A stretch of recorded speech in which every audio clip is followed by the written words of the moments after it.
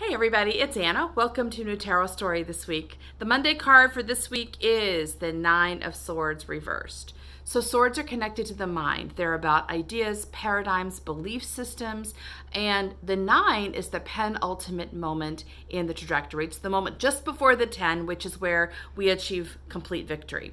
So in the swords trajectory, this is the moment just before the mind releases itself from an old paradigm, an old system, is ready to free itself to start something new. It's breaking free of this restrictive old idea way of doing things.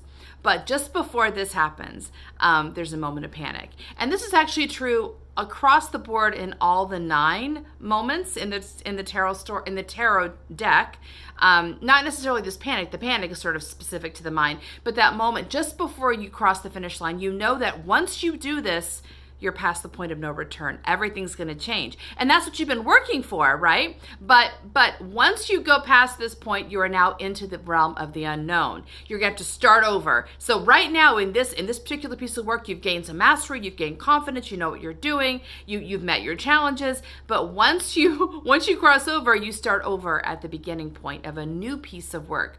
And sometimes we kind of want to stay where we're comfortable. So in the case of the mind's actually kind of terrified of what happens next. When it's releasing an old paradigm, it's like the ground is being yanked away from underneath his feet. And the mind can actually feel this is dangerous. So what's nice about this card is it shows us the natural response of the mind when you take away its structure, even though the mind's been agreeing to this all along. The mind's been plodding along in this work all along. Here it gets nervous. It's almost like you've climbed up the ladder and you're walking out on the diving board in that last moment before you jump. There's that feeling of, what am I doing? So it's good here to help the mind recognize that what it's afraid of isn't real. There's nothing out there really harming it. It's just scared of the unknown. And kind of calming and soothing the mind, reassuring it that you haven't made a mistake. This is where you want to be. Now, this card came to us reversed. That suggests to me that the mind might be getting a little bit stuck here.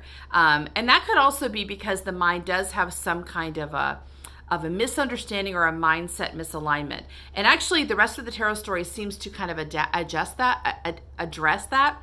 So if your mind, even though you're talking to it, reassuring it that nothing's out there, helping the mind show you what it's afraid of, if the mind can't really zero in on what it's afraid of, but it still won't move, it is possible that there's some kind of misalignment the mind needs help on. So in the next few days, we're going to look at probably what might develop out of that. But if your mind is stuck, by all means, don't push it. Be kind to your mind. Your mind is a part of you. It doesn't need to be bullied any more than any other part of you needs to be bullied. Recognize that even if fear isn't based on the outside world, it's still real. So even as you reassure the mind that it is safe, do not ask it to move past where it can move.